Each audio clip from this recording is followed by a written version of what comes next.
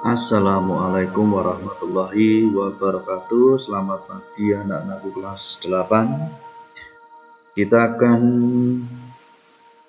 membahas latihan PTS GS kelas 8 untuk persiapan minggu depan.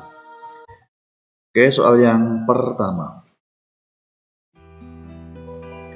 3 suku berikutnya dari pola 2, 3, 5, 8. Itu nanti kemungkinannya yang pertama. Kalau dilihat dari angkanya 2, 3, 5, 8, berarti barisan naik. Naik kemungkinannya dua macam. Kalau nggak bertambah berarti ditambah, kalau nggak ditambah berarti dikali.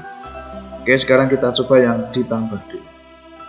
2 ke 3 tambah 1, 3 ke 5 tambah 2, 5 ke 8 tambah 3. Sekarang perhatikan tambahnya, plus 1, 2, 3. Tambahnya itu urut. Berarti nanti setelah 3 berarti tambah 4. 8 tambah 4, 12. Kemudian setelah tambah 4 berarti tambah 5. 12 tambah 5, 17. Setelah tambah 5 berarti tambah 6. 17 tambah 6, 23.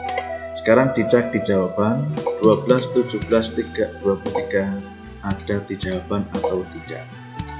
Ternyata jawaban tidak ada. Berarti jangan pakai pola ditambah. Sekarang kemungkinan yang kedua. Kita perhatikan dua angka di depan ini, 2 dan 3. Ini kalau ditambah ternyata hasilnya 5. Kita cek. Nah, 3 ditambah 2 sama dengan 5. Sekarang untuk memperoleh angka 8 berarti dua angka di depannya, 5 dan 3. Sekarang dicek, 5 tambah 3 ternyata sama. Berarti untuk angka ini maka itu hasilnya adalah jumlah dari dua angka di depannya. Berarti 8 dengan 5. 8 tambah 5, 13. Untuk angka berikutnya sama, dua angka di depannya dijumlah. Berarti 13 tambah 8, 21. Terakhir sama, 21 ditambah 13, 34. 13, 21, 34. Berarti jawabannya adalah A. Oke, soal berikutnya. Soal 2. Tentukan dua suku yang tidak diketahui dari pola 2, min 1, 3, 4, 1, 5, dan seterusnya. Kalau diperhatikan dari angka-angkanya, itu ternyata polanya acak. Karena polanya acak, maka kamu mengurutkannya jangan urut satu-satu, tapi meloncat. Meloncatnya tidak harus 1, tidak bisa meloncat 2, bisa meloncat 3, dan seterusnya. Sekarang kita loncatkan. Misalkan 2 ke 3, 3 ke 5, 5 ke 3 malah turun. Kita ulangi ya, 2 ke 3 naik, 3 ke 1 turun, 1 ke 6 naik lagi, 6 ke 7 turun. Ini polanya tidak runtut, jadi jangan loncat 1. Sekarang meloncatnya dua angka, 2 ke 4 tambah 2, kemudian 4 ke 6 juga tambah 2. Ternyata ini polanya sudah runtut sama. Maka nanti 6 meloncat dua angka, maka ganti di sini. 6 tambah 2 ketemunya 8. Dari sini kita sudah bisa melihat jawabannya adalah D. Tapi kita cek apakah nanti di sini itu benar 5 atau tidak. Ingat, tadi itu meloncatnya 2, maka dari sini nanti meloncatnya juga 2, maka dimulai dari 3. Setelah itu dari 3 juga meloncatnya berapa? Kita belum tahu nih tambahnya berapa. Kita cek yang di sini 3. 1 ke 3 ternyata tambah 2, maka yang ini juga tambah 2, maka hasilnya adalah 5. Ternyata betul. Berarti jawabannya adalah D. Oke, lanjut sekarang soal ketiga. Bilangan 1, 4, 9, 16 itu barisan naik. Kita cek polanya itu apa.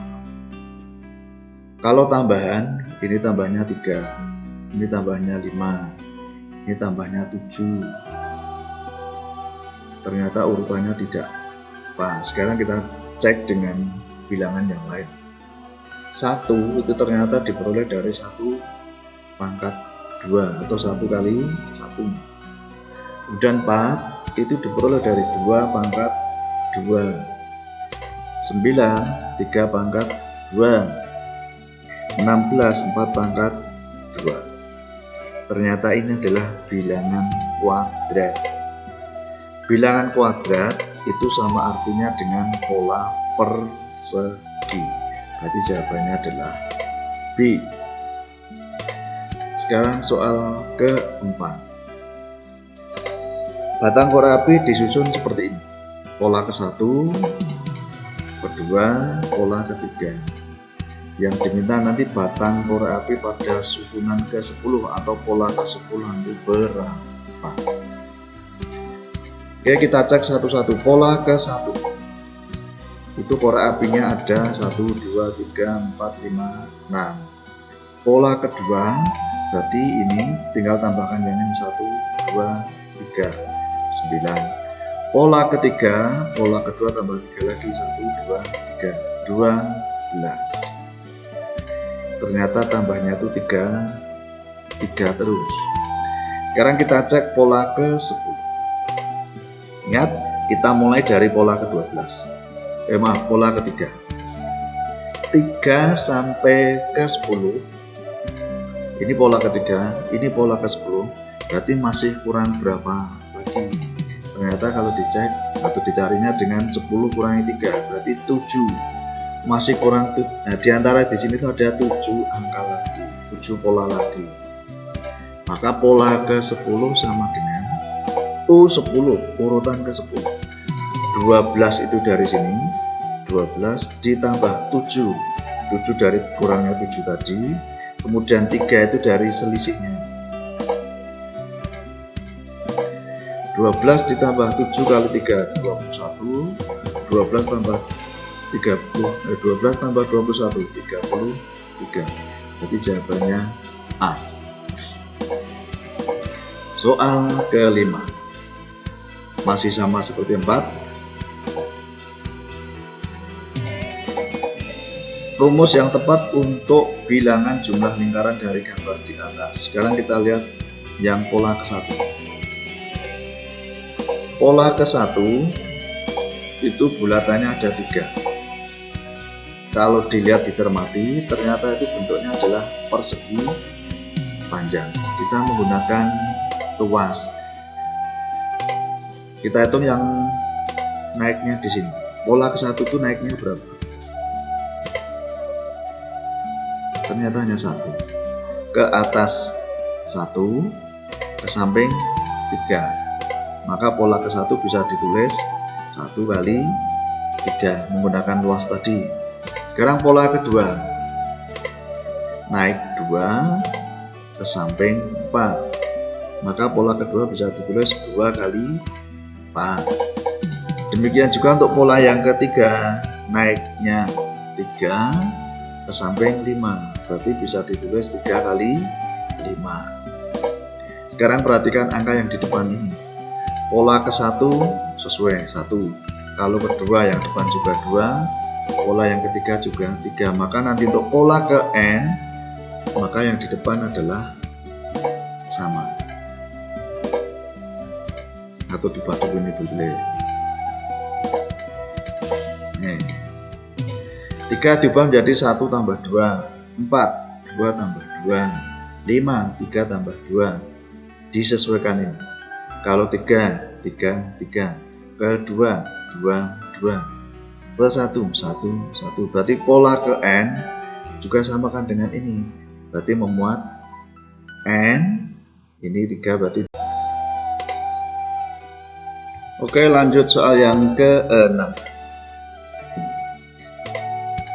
Diketahui barisan 1, 4, 7, 10. Kita akan menentukan rumus barisan di atas seperti soal nomor 5 tadi. 1, 4, 7, 10. U1, U2, U3, U4. Urutan. Maka nanti urutan ke N atau UN-nya adalah titik. Sekarang kita cek 1 ke 4, 7, 10. Barisan naik.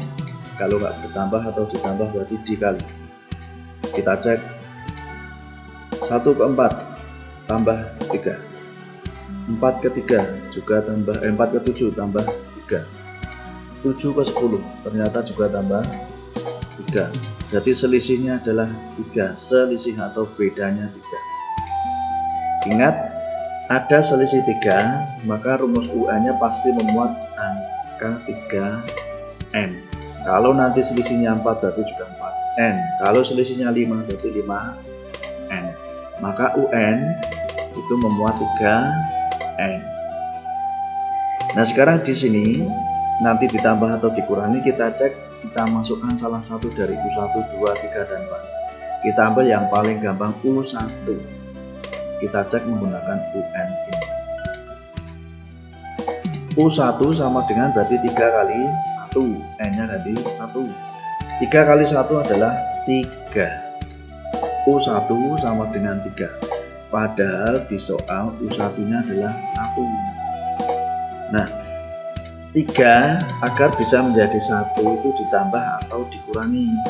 Ternyata dikurangi dengan 2. Maka rumus UN-nya adalah 3N dikurangi 2. Jawabannya D. Itu cara yang lebih mudah atau cepat. Sekarang cara yang kedua kalau menggunakan rumus UN. A itu U1, urutan pertama adalah 1. B itu selisih, tadi sudah diperoleh 3 atau 4 kurangi 1, 3. 7 kurangi 4, 3. 10 kurangi 7, 3. Berarti B 3. Rumus UN adalah BN ditambah A kurangi B. B masukkan 3, berarti 3N. A 1, B 3. 1 dikurangi 3, hasilnya adalah 3N dikurangi 2. Sama. Terserah mau pilih yang mana boleh. Maka jawabannya adalah D. Soal berikutnya, soal ke-7. Bilangan ke-6 dari barisan 3, 8, 13, 18. Kita cek lagi satu-satu. 3 ke 8 tambah 5. 8 ke 13 juga tambah 5. 13 ke 18 tambah 5. Berarti tambahnya atau selisihnya adalah 5. Sekarang kita cari U16. Kita mulai dari sini. Dari U4. Dari U1 pun boleh. Kita mulai yang terdekat saja. Berarti 4 ke 16 itu masih kurang berapa? Dicek. Maka 16 kurangi 4. Jawabannya adalah 12. Maka U16 itu sama dengan, dimulai dari 4 tadi 18. Ini 12 itu dari kurangnya suku tadi. Kemudian 5 itu adalah selisihnya.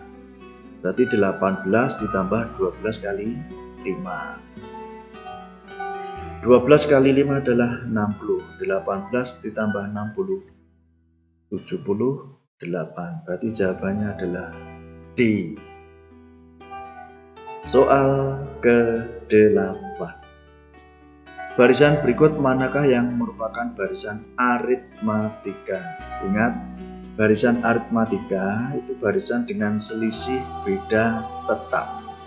Selisih atau bedanya tetap. Mencari selisih atau beda berarti nanti bisa ditambah, bisa dikurangi. Kalau dilihat dari barisan ini, itu semuanya barisan naik. Berarti nanti kita cari dengan tambah. Kita cek satu-satu. Barisan yang A, yang ini, apakah bedanya atau selisihnya tetap? Ternyata tidak. kita cek, nggak usah dari setengah, dari 2-nya aja. 2 ke 8 itu selisihnya 6, 8 ke 32 selisihnya 24, tidak sama, berarti bukan barisan aritmatika. Kemudian soal yang B sama, yang B itu juga bukan, dicek saja apakah selisihnya sama. Ini 4, 5, ternyata selisihnya juga tidak sama, berarti salah. Dicek lagi, yang C juga salah karena selisihnya 2, setelah itu 4, 6, tidak sama. Dari sini sudah pasti, maka jawabannya adalah D. Tapi kita cek dulu apakah selisihnya sama atau tidak. 3 ke 7 4, 7 ke 11 4, ternyata selisihnya sama, maka jawabannya adalah D. Soal ke-9, barisan geometri. Ini kebalikan dari barisan aritmatika. Kalau aritmatika tadi ditambah atau dikurangi, kalau geometri dikalikan atau dibagi. Kalau dilihat dari barisannya, angkanya itu naik, berarti dengan kali. Kali berapa kita lihat saja. 3, 6, 12. 3 ke 6, berarti 6 dibagi 3 kali 2. 12 dibagi 6 juga kali 2. Oke, berarti rasionya atau perkaliannya adalah 2. Yang ditanyakan adalah suku ke-8 atau U8. Kita mulai dari U3. 3 ke 8 masih kurang berapa? 8 kurangi 3 berarti 5, masih kurang 5 suku lagi. Kita mulai dari angka 12. Maka U8 itu diperoleh dari 12. Tadi rasio itu kali, berarti juga kali. Rasionya berapa? Rasionya adalah 2. Tadi kurang berapa suku? Kurang 5. Berarti 12 kalikan 2 pangkat 5. 2 pangkat 5, 32. 12 kali 32. Kita lihat angka belakangnya ini. 2 dan 2. 2 kali 2 itu berapa? 4. Jawaban yang angka belakangnya 4 adalah C. Maka jawabannya adalah 384.